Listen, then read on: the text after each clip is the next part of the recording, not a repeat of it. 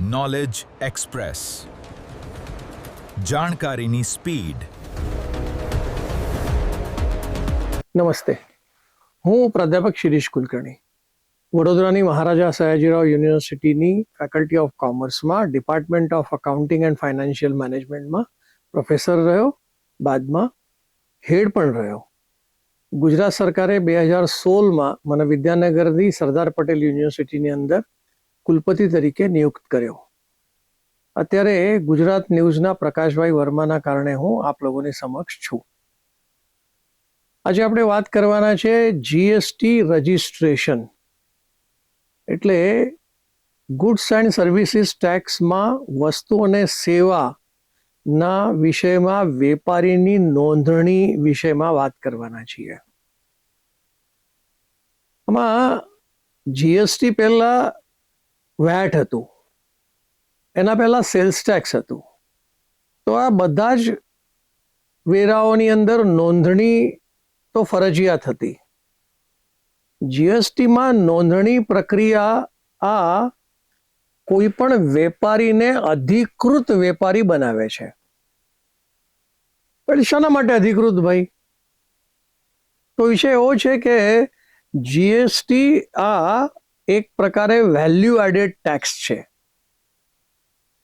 ખરીદતી વખતે ચૂકવેલ જીએસટીની credit, input tax credit મળવા પાત્ર ત્યારે જ થાય જ્યારે વેપારીએ નોંધણી કરેલી હોય, એની પાસે 15 આંકડાનો નોંધણી નંબર હોય, તો જ એને ઇનપુટ ટેક્સ ક્રેડિટ મળે, નહીતર નહીં મળે.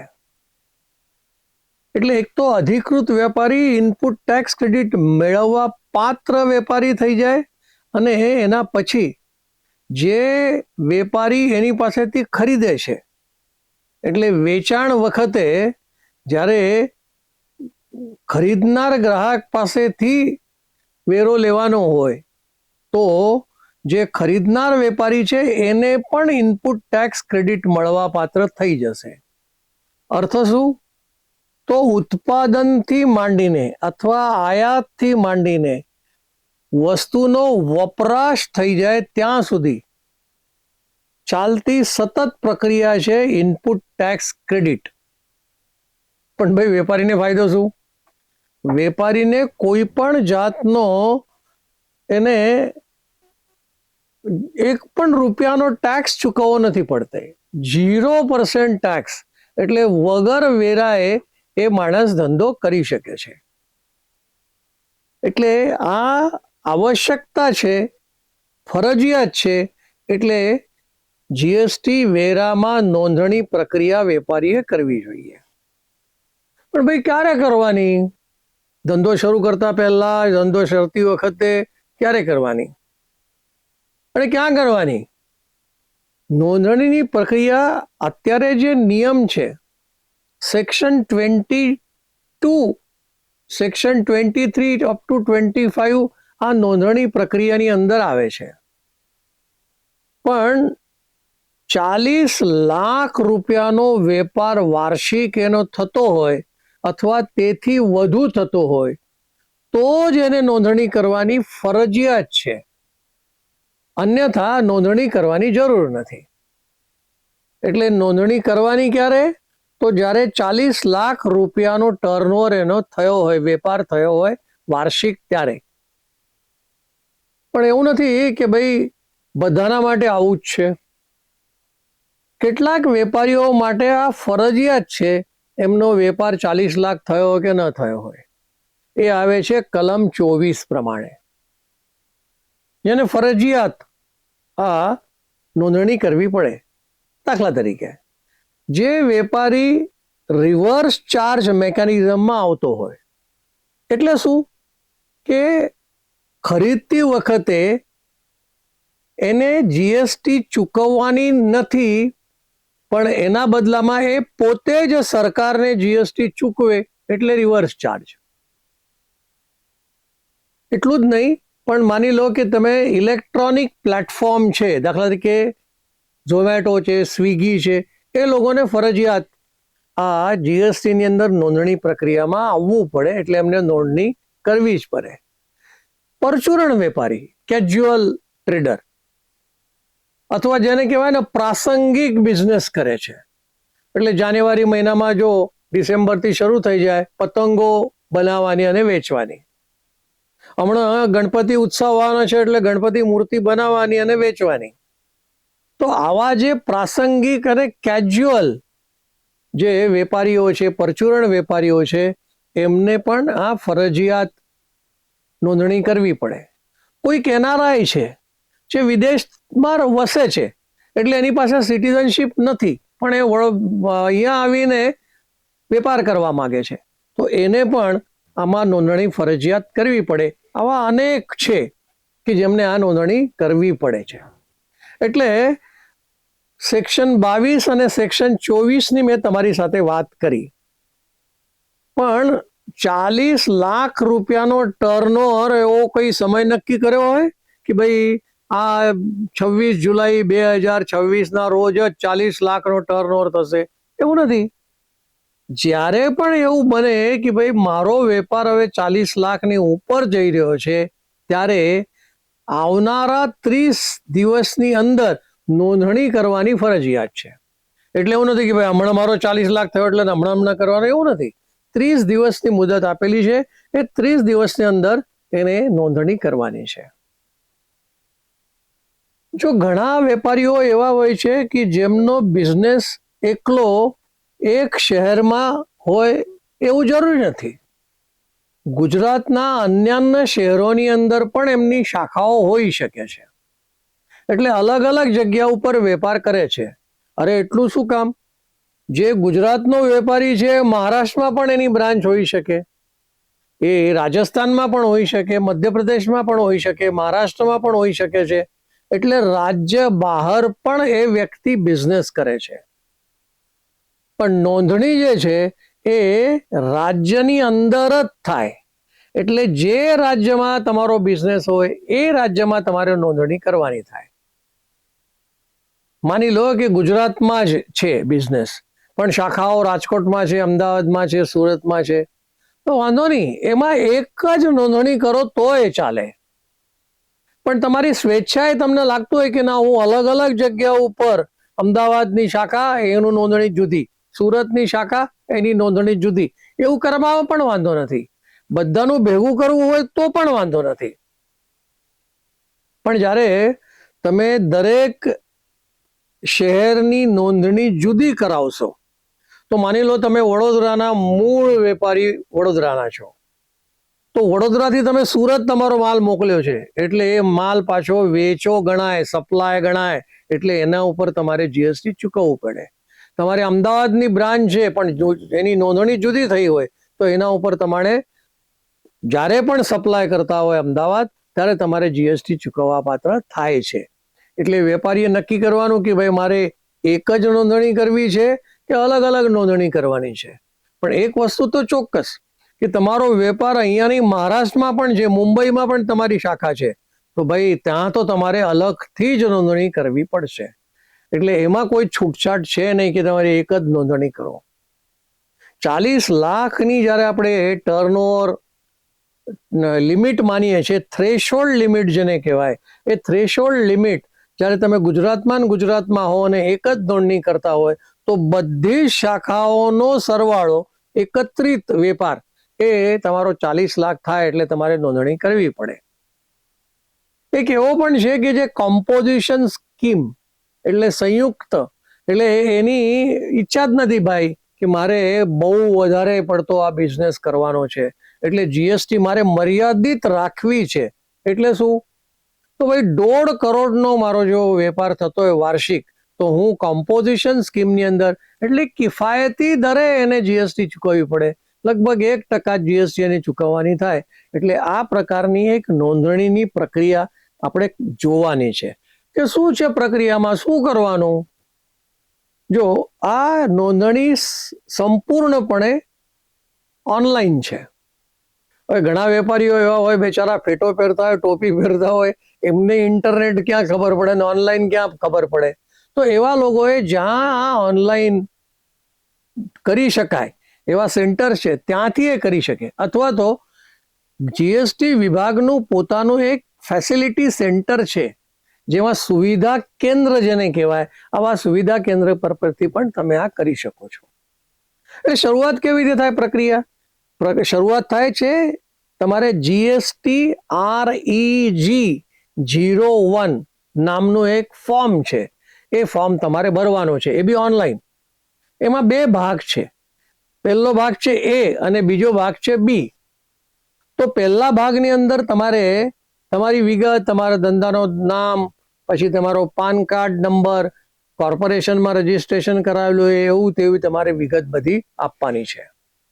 જેવી આ વિગત તમે ભરશો એટલે તમને ટેમ્પરરી રજીસ્ટ્રેશન એટલે TRN આ પ્રકારનો હંગામી નંબર એક આવશે. એ નંબર રેફરન્સ નંબર છે. એટલે તમે પેલો પાર્ટ A ભર્યો છે, પછી પાર્ટ B ભરવા માટે બધી જ વિગતો, તમારો કાચો માલ શું ને તૈયાર માલ શું ને એવી બધી મશીનરી શું, આ બધી જે વિગત ભરવાની છે પાર્ટ B માં ભરવાની છે. એટલે REG 1 આ જો તમે A અને B ભરી દીધો હોય તો સામે જે અધિકારી છે એ ચેક કરે કે ભાઈ બરાબર છે કે નહીં. જો બરાબર હોય તો એનો સ્વીકૃતિ તરીકે એ પોર્ટલ ઉપર તમને GST REG 02 આવો એક ફોર્મમાં તમને સ્વીકૃતિ આપશે. એટલે હા ભાઈ તમારો ફોર્મ આવી ગયો છે ને ફોર્મ બરાબર છે. પછી આગળ જે ફોર્મ ભર્યા પછી જો એને કંઈક શંકા લાગતી હોય, બરાબર નહીં લાગતું હોય તો એક નોટિસ મોકલે. એ REG 03 માં નોટિસ મોકલે કે ભાઈ આ વિગત તમારા ફોર્મમાં છે નહીં, આટલી આટલી વિગતો તમે ફરીથી ભરી દો. એટલે એમાં સ્વીકૃતિ નથી આવતી. એટલે REG 2 નહીં REG 3 આવે અને નોટિસ મળ્યા પછી તમારે એ બધી વિગતો, ખુલાસાઓ, સૂચનાઓ જે કંઈ હોય એ વિસ્તૃત માહિતી તમારે એ REG 04 માં આપવાની છે. એ બધી ત્યારે વિગતો મળી જાય GST ના અધિકારીઓને. જો એમને ઠીક લાગે તો 3 જ દિવસની અંદર તમને REG 06 મળી જાય. એટલે એ છે રજીસ્ટ્રેશનનું પ્રમાણપત્ર, રજીસ્ટ્રેશન સર્ટિફિકેટ તમને મળી જાય, એ છે REG 06. અને આ બધા ફોર્મ ભરાયા, વિગતો આપી દીધી અને મંજૂર ન હોય તો GST વિભાગ કે ના ભાઈ તમને તો અપાય જ નહીં, તો એ પોર્ટલ પર પાછો ફોર્મ આવશે REG 05. એટલે નકારવામાં આવ્યું કે ભાઈ તમને રજીસ્ટ્રેશન નંબર નહીં મળે. અને REG 6 આવે એટલે રજીસ્ટ્રેશન નંબર તમને મળી ગયો. આ બધી વિગતો તમે ભર્યા પછી એમ લાગે કદાચ 7 દાડા થઈ ગયા, આમ તો 3 દાડામાં રજીસ્ટ્રેશન મળી જાય બધું બરાબર હોય તો. અને જો બધી વિગતો તમે આપી દીધી છે, સંતોષકારક હશે એવું માની લો, 7 દિવસમાં જો કોઈ જવાબ ના આવે તો સમજી લેવાનું કે ભાઈ તમારું રજીસ્ટ્રેશન થઈ ગયું છે અને એના આધાર પર તમે આગળ વધી શકો છો. વિષય એવો આવે છે કે ભાઈ નોંધણી કરવા માટે 40 લાખ રૂપિયાનો વેપાર વાર્ષિક જોઈએ છે એ નથી, પણ મારા જે ગ્રાહકો છે એ ઈચ્છા ધરાવે છે કે ભાઈ મારી પાસે GST નો નંબર હોવો જોઈએ. GST નંબર એટલે મેં પહેલા જ કીધું 15 આંકડાનો છે. એમાં તો પહેલા 2 ડિજિટ્સ છે એ રાજ્યના છે. દાખલા તરીકે ગુજરાતમાં દરેક જગ્યા ઉપર તમે જાઓ તો નોંધણી નંબરમાં 2 આંકડા 24 જ હશે. એના પછી જે વ્યક્તિ નોંધણી કરાવે છે એના 10 ડિજિટના પાન કાર્ડના નંબર છે. અને પછી છેલ્લે 3 ડિજિટ છે, એમાં એક છે તમારી કેટલી જગ્યાઓ છે, કેટલી શાખાઓ છે, કેટલા એડિશનલ પ્લેસીસ છે તમારા, એવું બધું એમાં નંબરમાં આવે છે. પણ હવે 40 લાખ છે નહીં અને લોકો મારી પાસેથી હવે માલ લેતા નથી. કારણ શું? તો મારી પાસે રજીસ્ટ્રેશન નંબર નથી. એટલે હું 40 લાખ ન હોવા છતાં 20 લાખ છે, 25 લાખ છે, 10 લાખ છે તો પણ હું રજીસ્ટ્રેશન કરાવી શકું. એને વોલેન્ટરી રજીસ્ટ્રેશન કહેવાય. એટલે સ્વૈચ્છિક નોંધણી કરવાની પ્રક્રિયા તમારે ફોલો કરવાની છે, જે સેક્શન 25 સબસેક્શન 3 માં આ પ્રક્રિયા આપેલી છે. એટલે પ્રક્રિયા તો બધી ફરીથી એની એ જ છે. એમાં તમે ખાલી સ્વૈચ્છિક છો એટલો જ વિષય આવે, બાકી કંઈ નવું નથી. પણ મેં વચ્ચે કહેતા તમને કીધું હતું પાન કાર્ડ છે શું? પરમાનન્ટ અકાઉન્ટ નંબર, જે ઇન્કમ ટેક્સ અધિકારી એટલે ઇન્કમ ટેક્સ ઓફિસ તમને આપે છે. આવક વેરા વિભાગ તમને પાન કાર્ડનો નંબર આપે, પાન કાર્ડ આપે. સેક્શન 139A પણ એ 139 જ્યારે કહું છું એ ક્યારનું, તો ઇન્કમ ટેક્સ એક્ટ 1961ની કલમ 139A ની વાત મેં તમને કરી, જે પાન કાર્ડ માટે છે. પણ હવે તો બદલાઈ ગયું. હવે તો ઇન્કમ ટેક્સ એક્ટ આવ્યો, ઇન્કમ ટેક્સ એક્ટ 2025, અને 2026માં એનું અમલીકરણ થઈ ગયું.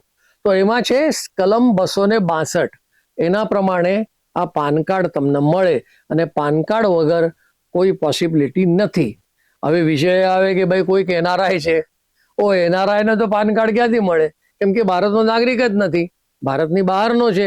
ભલે એનો જન્મ ભારતમાં થયો હોય, રહ્યો હોય ભારતમાં, એના રિશ્તેદારો હોય, એ બધું હોઈ શકે, પણ એને જો નોંધણી કરવાની હોય તો એ કરી શકે. એનો પાસપોર્ટ તો બધું હોય જ, એની સાથે કોપી તો મૂકી જ દેવાની. પણ સાથે ભારતમાં રહેતો રહેવાસી, જે ભારતનો છે, જેની પાસે પાન કાર્ડ છે, એની સહી એમાં તમારે જોઈએ, તો એનઆરઆઈ પણ કરી શકે એવી પરિસ્થિતિ છે. ઘણી વખત શું બને છે, તમે વેપાર કરો છો ને વેપાર કરતા કરતા જીએસટી વેપારીને એવું લાગે છે કે તમે ભાઈ ઉઠા બનાવી રહ્યા છો, તમારું 40 લાખ તો ક્યારનું પતી ગયું છે, અથવા તમે ખોટા